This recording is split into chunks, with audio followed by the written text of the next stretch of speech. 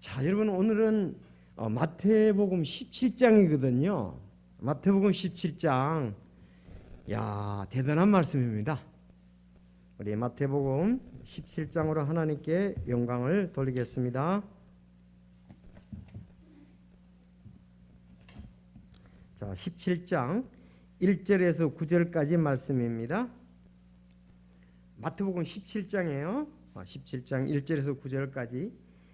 엿새 뒤에 예수님께서 베드로와 야고보와 그의 형제 요한을 취해 따로 그들을 데리고 높은 산으로 올라가사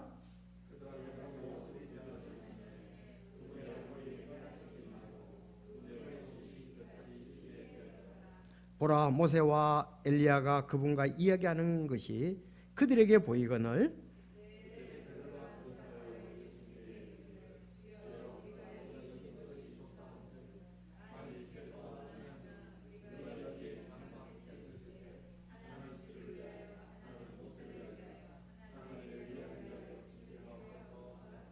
그가 아직 말할 때 보라, 빛나는 구름이 그들을 덮더니 보라, 그 구름 속에서 한 음성이 나서 이르시되 이 사람은 내 사랑하는 아들이라. 내가 그를 매우 기뻐하노니 너희는 그의 말을 들으라 하시므로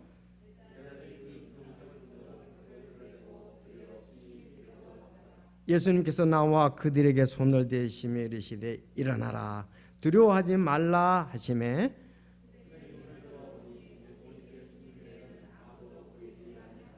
그들이 산에서 내려올 때에 예수님께서 그들에게 명하여 이르시되 사람의 아들이 죽은 자로부터 다시 일어날 때까지는 그 본 것을 아무에게도 말하지 말라 하시니. 아멘. 기도하겠습니다. 하나님 아버지, 감사합니다. 참 찬양으로 하나님께 영광을 돌렸고 저희들 이 은혜를 참 세워볼 수 있도록 역사하신 것을 감사합니다.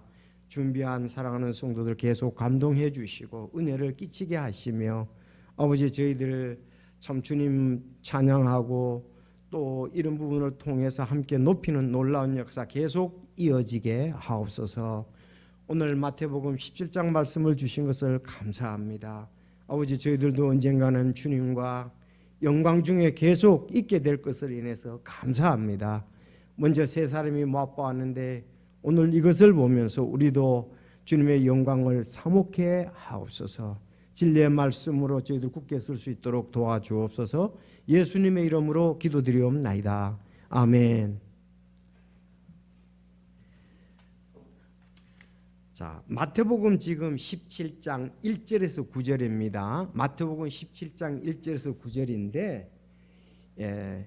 이 제목은 이렇게 하면 됩니다. 변화산. 변화산에서 예수님과 세제사, 이렇게 하면 되겠어요. 그 예수님이 이제 거기서 산에서 변화됐다 이거예요. 예수님이 변화되었어요. 누가 봤습니까? 세제자하고 함께. 그래서 변화산. 이렇게 혼돈을 하지 마시기를 바랍니다. 여러분, 산상수훈이 있죠. 산상수훈. 이미 마태복음에서 지나왔어요. 마태복음 5장, 6장, 7장을 갖다가 산상수훈 또 산상설교라고 이렇게 얘기를 합니다. 아셨죠? 한번 볼까요? 자, 마태복음 5장을 보겠습니다. 마태복음 5장. 자,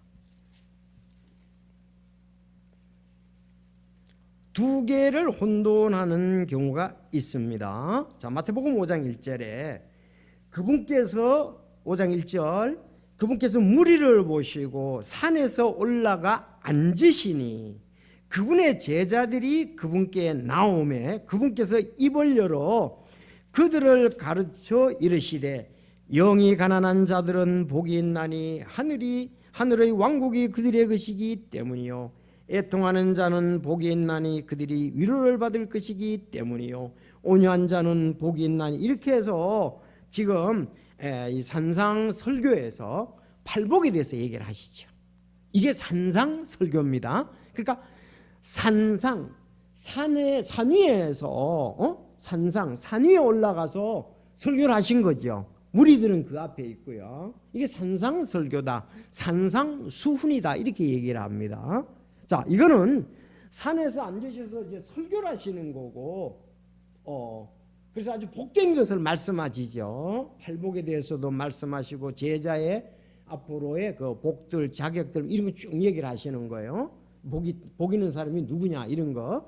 자, 그런데 오늘은 높은 산에 올라가는데 똑같은 산이에요. 예수님이 여기서 변화가 되신 거예요. 변화가 되신 겁니다. 여기서 산상 설교에서는 예수님이 변화되신 것이 아니고 있는 모습 그대로 설교하시는 거예요. 여기서는 근데 오늘 마태복음 17장엔 예수님이 변화가 되셨어요. 얼굴이 변화되시고 옷이 변화가 된 거예요. 그 지금은 그래서 이거는 그래서 변화산이다 이렇게 얘기해요. 산에서 변화되신 예수님. 근데 변화될 때 누굴 데리고 올라갔습니까? 세 제자 따라합시다. 베드로, 야고보, 요한. 여러분 이 세 제자를 모르면 안 되겠죠. 이 세 제자만 데리고 올라갔어요. 12 중에서도 세 제자만 이렇게 데리고 올라갔습니다. 그래서 이것은 변화산이다. 산이 변화된 게 아니고 예수님이 변화된 겁니다. 그렇죠? 산에서 예수님이 변화되셨는데 세 제자 앞에서 이렇게 변화되셨다. 이렇게 보면은 되겠습니다. 자, 이 마태복음 17장이거든요. 1절에서 9절입니다. 잊지 마세요. 마태복음 17장이에요. 자, 그러면 여기 베드로, 야고보, 요한이 있잖아요. 베드로가 훗날 베드로 서신을 쓸 때에 이 장면을 썼어요. 이 장면에 대해서 자기가 썼다고요. 자, 그러면 그 베드로 후서 3장을 보겠습니다. 자, 베드로 후서 갈게요.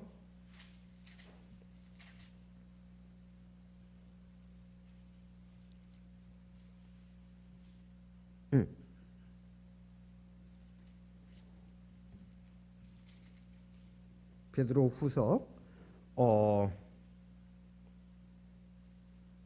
가만히 보세요. 3장 3장 1절이에요? 1장?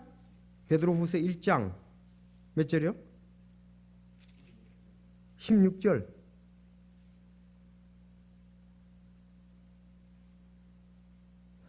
그 18절입니다. 18절 1장 18절입니다. 거기 보면 하늘로부터 나온 이 음성은 우리가 그분과 함께 거룩한 산에 있을 때 들은 것이니라 그랬거든요. 알았죠? 어디 있을 때? 거룩한 산에 있을 때 들은 것이니라 그랬습니다. 물론 이제 또한 우리에게는 더 확실한 대언의 말씀이 있으니 날이 새어 샛별이 너희 마음속에 오를 때까지 너희가 어두운 곳에 비치는 빛을 대하듯 이 말씀에 주의를 기울이는 것이 잘하는 것이라 먼저 알 것은 이 성경 기록 그랬어요. 자, 근데 하늘로부터 나온 음성을 들었지요. 이는 내 사랑하는 아들이라 너희는 저의 말을 들으라 그랬잖아요. 이 음성을 들었다 이거예요. 거룩한 산에 있을 때. 그런데 또한 우리에게는 더 확실한 대언의 말씀이 있다. 아니 직접 음성의 말씀을 듣는데 더 확실한 대언의 말씀이 뭐다? 성경에 이미 여기 기록된 이 말씀이라 이거예요. 그래서 우리가 개인들의 체험, 몇 사람의 체험보다 더 중요한 것은 모두 사람 전체를 위해 주신 이 성경 말씀이라는 거죠. 더 확실한 대언이란 말씀이래요. 그러면서 모든 성경 기록은 대언은 옛적의 사람의 뜻으로 나오지 아니하고 오직 하나님의 거룩한 사람들은 성령께서 자기들을 움직이는 대로 말하였느니라 이렇게 얘기했어요. 그래서 전체를 위해서 기록한 것이 개인의 경험이나 몇 사람의 경험보다 더 확실하다. 아시죠? 이 말씀이 더 중요한 거예요. 그렇게 얘기해요. 거룩한 산에서 이렇게 얘기했잖아요. 이게 바로 마태복음 17장을 얘기를 한 거예요. 변화산에서 베드로, 야고보, 요한이 그렇습니다. 아주 참 여기 변화산에서 한 이 말씀이 우리에게 복이 되죠. 자, 그런데 이제 보다 좀 엿새 뒤에 그런데 지난번에 28절을 밑에 거하고 같이 봐야 되는 거예요. 16장 28절. 자, 이렇게 돼 있잖아요. 자, 16장 28절 읽어 주시기 바랍니다. 시작.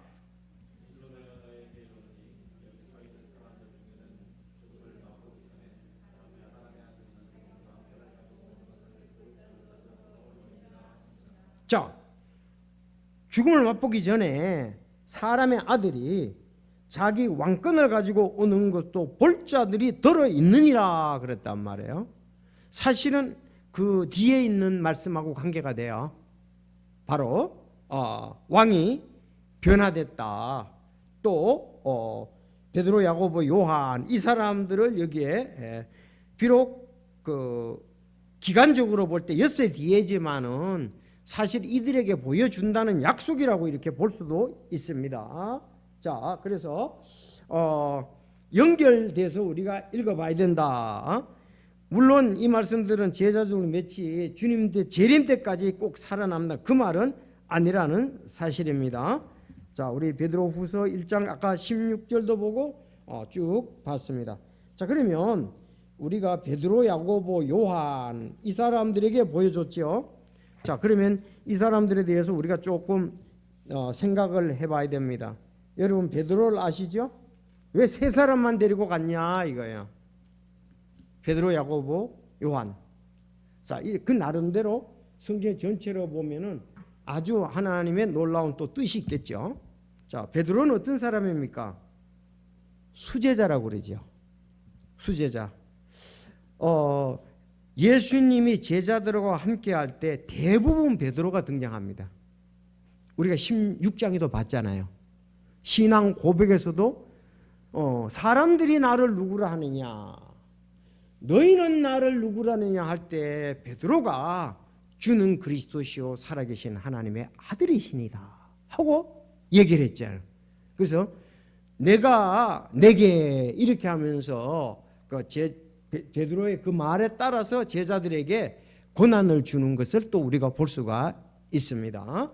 자, 원래 부를 때에 마태복음에 이해할 때는 최초로 불렀던 사람이 누구냐? 처음 제자로 불렀던 사람들이 마태복음 4장 18절에 보면 예수님께서 갈릴리 바닷가를 거니시다가 두 형제 곧 베드로라는 시몬과 그의 형제 안드레가 바다에 그물을 던지는 보시고 그들은 어부들이 이때 콜링을 한 거예요.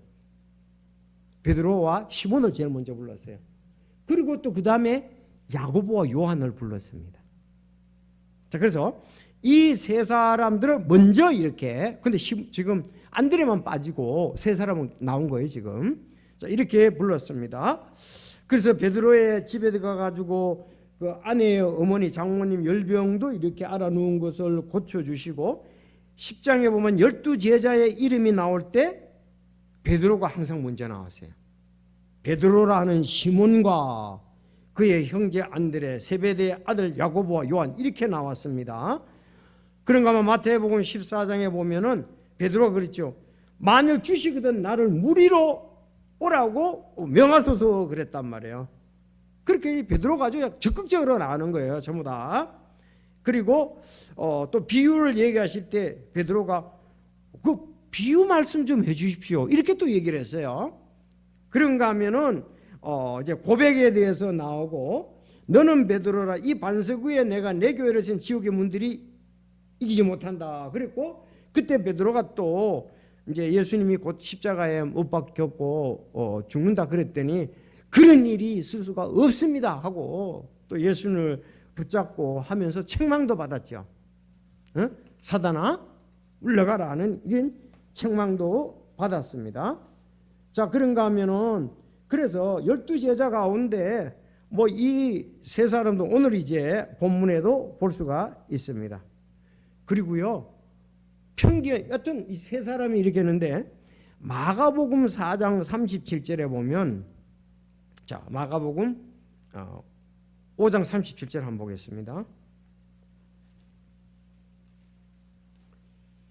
지금 변화산에 누구 데려갔다고요? 세 대로 데려갔죠? 자 마가복음 5장 37절도 볼게요. 자 읽어보세요. 4장 37절 시작.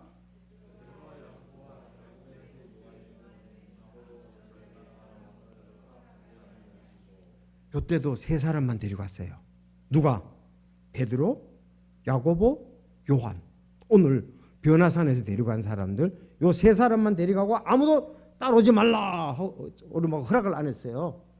그때 회당의 치리자의 집에 가사 소란한 것과 슬피 울며 통곡하는 그들을 보시고 들어가서 그들에게 너희가 어찌하여 이렇게 떠들며 슬피 우느냐 그 소녀는 죽지 않았다고 잔다 하시니라. 그들이 비웃더라. 그분을 비웃더라. 그러나 그분께서 그들을 다 내보내신 뒤에 소녀의 아버지와 어머니와 또 자기와 함께한 제자들을 데리고 가서 다 사람 다 뒤로 물러가라 그러고 또 제자들 전에도 못 따라오게 하겠습니다. 그 소녀의 아버지 어머니 그 베드로 야고보 요한 데리고 소녀가 누워있는 곳에 들어가서 소녀의 손을 잡고 그녀에게 달리다고 하시니 이것을 번역하면 소녀야 내가 내게 일어나라는 뜻이다. 즉시 소녀가 일어나 그러니 이는 그가 12살이었기 때문이다. 그들이 크게 놀라거늘 그분께서 그들에게 엄히 명하사 아무도 그 일을 알지 못하게 하시고 그 소녀에게 먹을 것을 주라고 명하시니라. 이때도 이제 그 소녀가 살아날 때 이때 다른 제자들은 따라오지 못하겠단 말이에요. 그리고 그들은 그 일어나는 장면에까지 따라오도록 했다. 사람들도 보내고 엄마 아버지는 있어야 될 거 아니에요? 소년이 있어야 될 거 아니에요? 죽은. 그리고 세 제자하고 이렇게 갔단 말이죠. 달리다굼. 예. 달리다는 소녀고요. 쿰은 일어나라. 소녀야 일어나. 달리다 쿰 그러면 쿰은 일어나라는 말입니다. 달리다 소녀랍니다. 자, 이렇게 이제 세 사람을 그 소녀를 살리는 장면에도 데려가고 변화산에서 또 데려가고 그런가 하면은 그 예수님께서 십자가에 달려 돌아가시기 전에 기도하실 때도 그랬거든요. 마태복음 24장 36절에 보면 마태복음 26장 36절에 보면 그때 예수님께서 그들과 함께 겟셋마네라는 곳에 이르러 제자를 계시되 내가 저 너머에 가서 기도할 동안 너희는 여기 앉아 있으라 하시고 베드로와 세베대의 두 아들 세베대 두 아들이 야고보 요한이에요. 데리고 가시면서 비로소 슬퍼하시며 몹시 괴로워 이에 그분께서 그들에게 이르시되 내 혼이 힘이 습어 죽을 지경이니 그들에게 얘기한 거예요. 세 사람에게 너희는 여기 머물러 나와 함께 깨어 있으라 하시고 조금 멀리 가서 얼굴을 대고 엎드려 기도하여 이르시되 오 내 아버지여 가능하시거든 이 잔을 내게서 지나가게 하시옵소서. 그러나 내 뜻대로 하지 마옵시고 아버지 뜻대로 하소서. 자, 이때도 어떻습니까? 다른 제자들은 여기 머물러 있으라 그랬단 말이에요. 근데 베드로 야고보 요한은 야 같이 가자. 그래서 그들이 세 사람한테 참 야 내가 혼의 힘이 슬퍼 죽을 지경이다. 그 세 제자는 그렇게 얘기하고 너는 여기 있어. 내가 저쪽 가서 기도할게. 그러니까 예수님의 근접 거리에 세 사람을 둔 거예요. 다른 제자들은 더 멀리 둔 겁니다. 아시겠습니까? 그런데 이 부를 때도 베드로, 시몬, 야고보, 요한 이렇게 시몬만 안드레는 제외하고 세 사람은 어쨌든 간에 계속 데리고 다니시는 거예요. 기적의 현장에도 십자가에 달려 돌아가시기 직전에도 이들을 데려왔었단 말이죠. 자, 그래서 좀 특별하죠. 그런데 이 사람들의 사역이 또 특별했습니다. 12제자 중에서 아셨죠? 사역이 좀 특별했는데 여러분 베드로는 수제자인 것을 여러분이 잘 이제 계속 이렇게 알고 베드로는 적극적으로 나오는 사람 중에 이제 하나고 나중에 베드로 전후서를 쓰잖아요. 그렇죠. 쓰고서 정말 그 하나님의 수제자답게 나중에 아주 그 사역에 있어서도 어떻습니까? 내가 그랬죠. 사도행전은 몇 장에서 몇 장까지는 베드로 위주의 사역. 사도행전 몇 장에서 몇 장까지요? 확인을 해봅시다. 알았죠? 그래야 여러분이 이것이 되거든요. 내가 설교하면 그래요? 그냥 지나가지 말고 그럼 베드로 한번 봅시다. 자, 사도행전을 보겠습니다.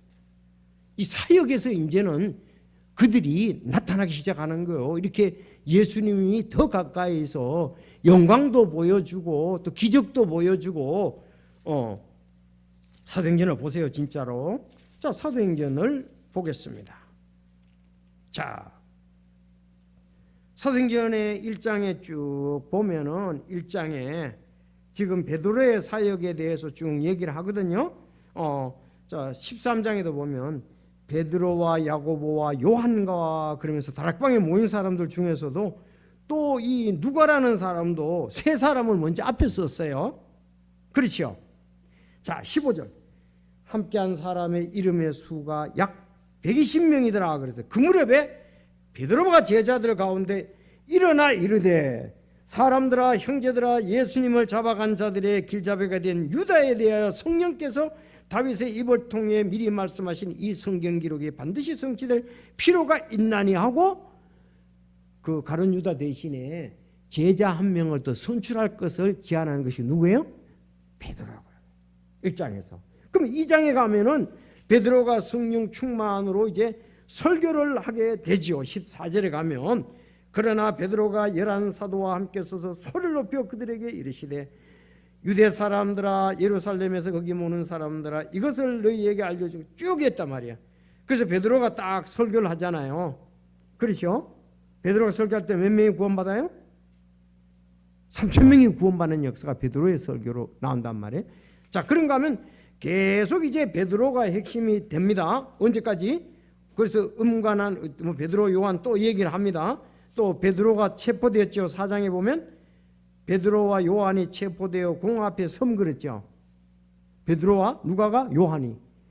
야, 이거 영광도 받지만 이제 순환도 그들과 함께 한다 이 말입니다. 베드로가 영광을 받잖아요. 지금 예수님의 변화되는 것도 보고 그 소녀를 고치는 달리다 보면 일어나라 하는 것도 보고 영광도 보이는데 지금 이제 고난도 그들이 받기 시작한 앞장서서. 자, 그래서 체포됐다는 말씀이 나오고 그러면 12장을 가보세요. 12장까지 갑니다. 이제 쭉 이제 합니다. 11장에도 베드로가 하나님의 은혜를 변함. 자, 12장 1절. 그 무렵에 헤로당이 교회의 몇 사람을 괴롭히라고 자기 손을 뻗치고 요한의 형제 야고보를 칼로 죽이니 이때 그 야고보가 칼에 죽는 거예요. 변화산에 가서 누구한테 배드로 야고보 요한이잖아요.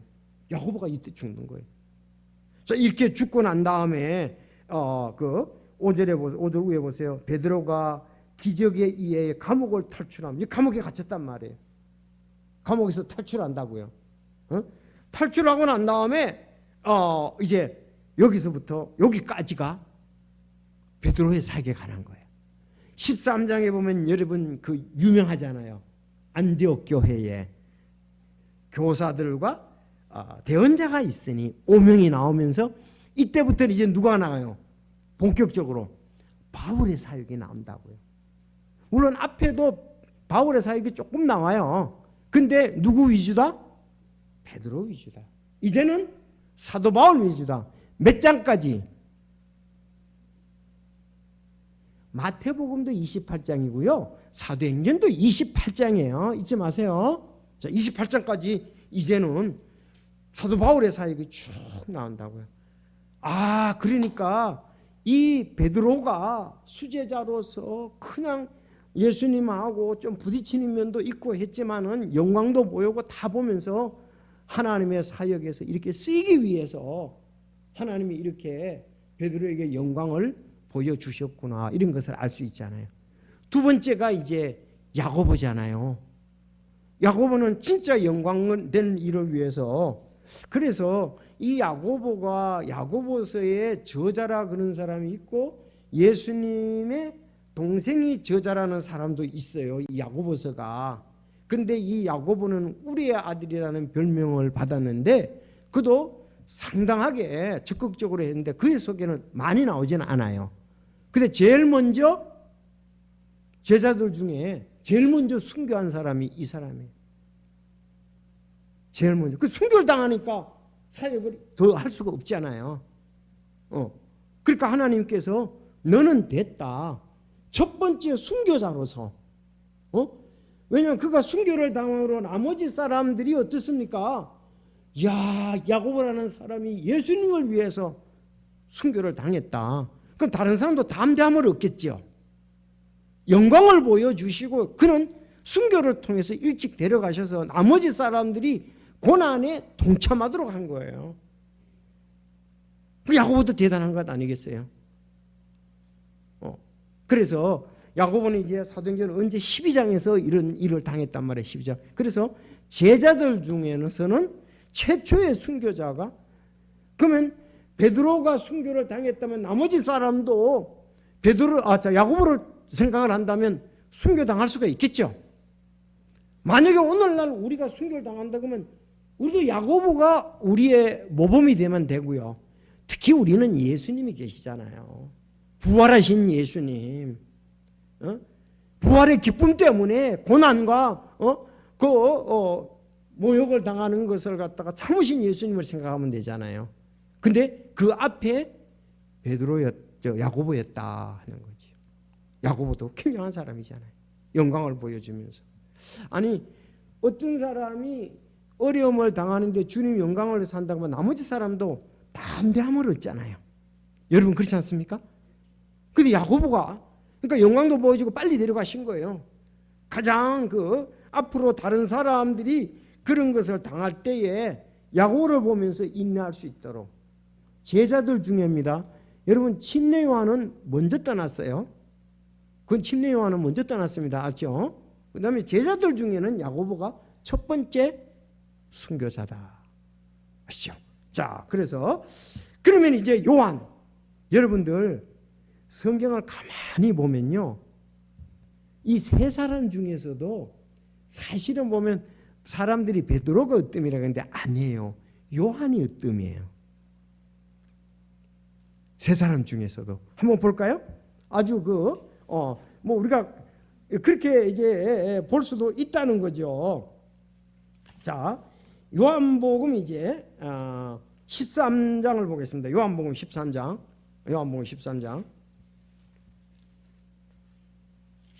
13장 21절. 자, 13장 21절에 보면은 13장 21절 예수님께서 이렇게 말씀하시고 영으로 괴로워서 증언하여 이르시되 진실로 진실로 내가 너희에게 이르노니 너희 중에 한 사람이 나를 배반하여 넘겨주리라 하시니라. 그랬단 말이에요. 이 제자들이 서로 바라보며 그분께서 누구를 가리켜 말씀하시는지 의아해하더라. 자, 이제 예수님의 제자들 중에 하나, 곧 그분께서 사랑하신 자가 예수님의 품에 기대어 있으므로, 그래서 제자들 중에 하나, 곧 그분께서 어떤 사람? 사랑하신 자가 예수님의 품에 기대어 있으므로 그렇게 얘기를 하고 있습니다. 지금 저녁 식사 무렵에 이렇게 있었던 일이거든요. 최후의 만찬 이때에 예수님의 품에 기대한 사람이 누구예요? 사랑하는 제자라 그러면은 요한입니다. 알았죠? 예수님의 품에 기대어 있어. 야, 아니 12명 중에 예수님의 품에 기대어 있다는 것은 이 참 기쁨이고 영광 중에 있는 거잖아요. 감히 창조주 예수님이신데 품에 기대어 있단 말이에요. 자, 그래서 보세요. 24절 한번 보세요. 시몬 베드로가 그에게 고갯짓을 하여 그분께서 말씀하신 자가 누구인지 그가 여쭤보게 하니, 자, 품에 이제 요한이 있는데 베드로가 요한 물어봐. 물어봐라고. 이렇게 이제 요한을 통해서 예수님께 물어보는 거야. 참. 이에 그가 예수님의 가슴에 누워 그분께 이르되 주여. 그래서 그게 누구니까 이제 예수님이 얘기했어요. 예수님께서 대답하시되 내가 빵 한 조각을 적셔다 주는 자가 그니라 하시고 빵 한 조각을 적시사 시몬의 아들 가룟 유다에게 주시니라. 아니 가슴에 기댄 자가 끌빨이 있습니다. 베드로도 요한아 물어봐. 그런데 참 사랑하는 제자다. 그렇게 제자들 중에 사랑에 대해서 가장 많이 말하는 자가 이 요한이에요. 기대에 있으면서 베드로가 야, 물어봐 누군지. 그러니까 알았어, 내가 물어볼게. 이렇게 요한이 예수님 가까이 했다. 이제 이런 우리가 모습을 볼 수 있고요. 자, 이 요한은 말이죠. 그 예수님이 십자가에 달려 돌아가실 무렵에 제자들이 어떻습니까? 다 도망을 갔잖아요. 그렇죠? 다 도망을 갔다는데 사실은 보면은 거기 요한은 도망을 가지 않았어요. 요한은 한 사람이 안 갔거든요. 안 갔는데 누구냐? 그 사람이 요한이라는 겁니다. 그리고 요한은 예수님이 십자가에 달릴 때 한번 볼게요. 요한복음 19장을 보겠습니다.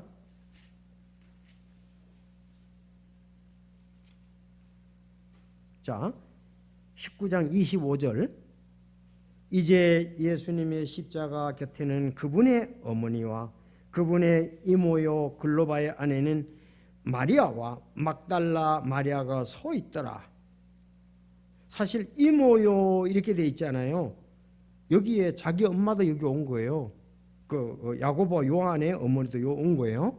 자, 그러므로 예수님께서 자기 어머니와 자기가 사랑하던 제자가 곁에 서 있는 것을 보시고, 자기가 사랑하는 제자 곁에 누구예요?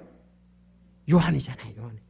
자기 어머니에게 이르서 여자여 당신의 아들을 보소서 하시고, 27절 시작.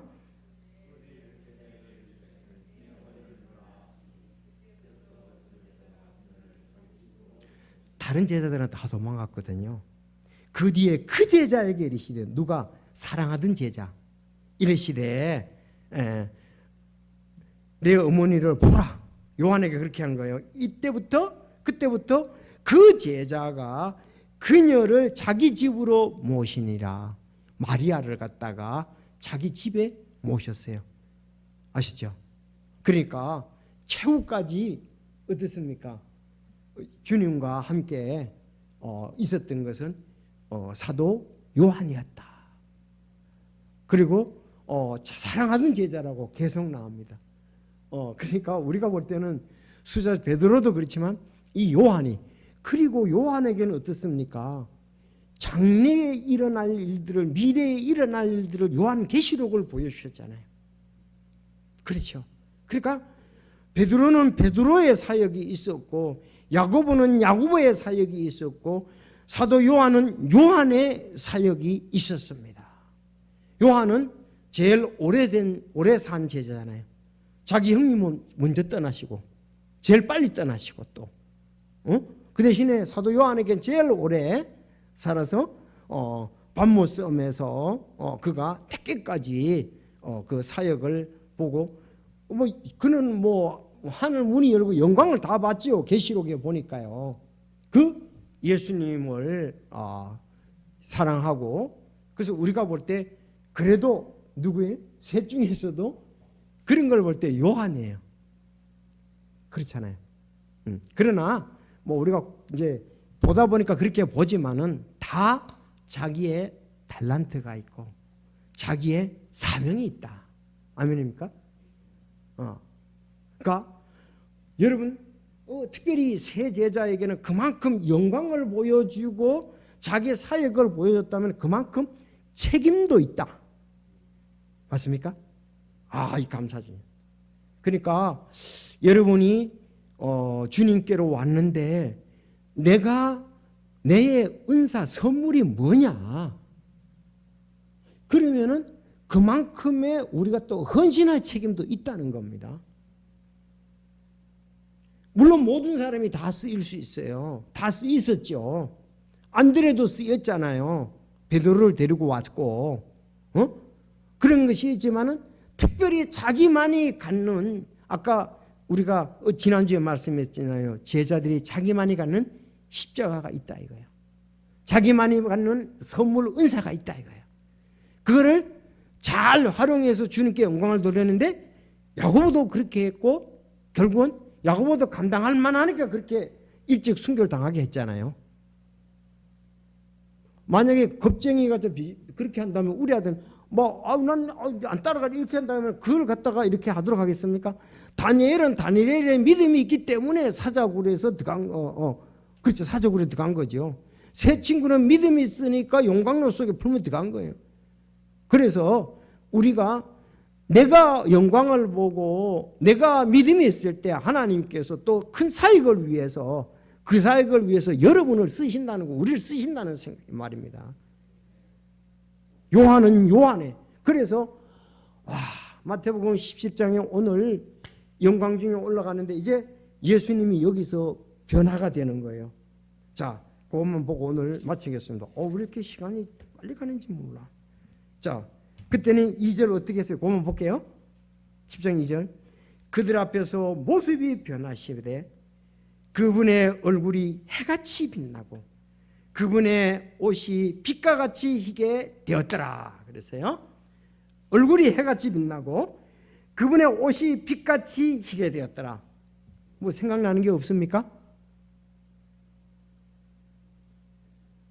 좀 전에 찬송했잖아요. 빛나고 높은 왕자와 그 위에 앉으신 구세주 얼굴 영광이 해같이 빛나네, 해같이 빛나네 찬송을 했잖아요.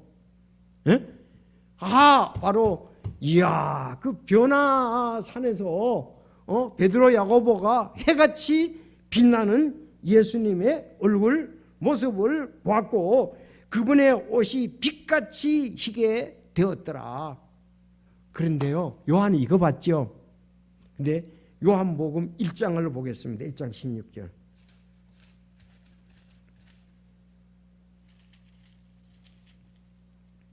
1장 16절. 자, 여기는 지금 사도 요한이 보는 거예요. 또 1장 16절 여러분 읽어주세요. 시작.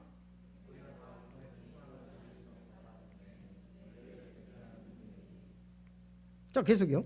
그분의 용모는 1장 16절이 맞습니까? 계시록?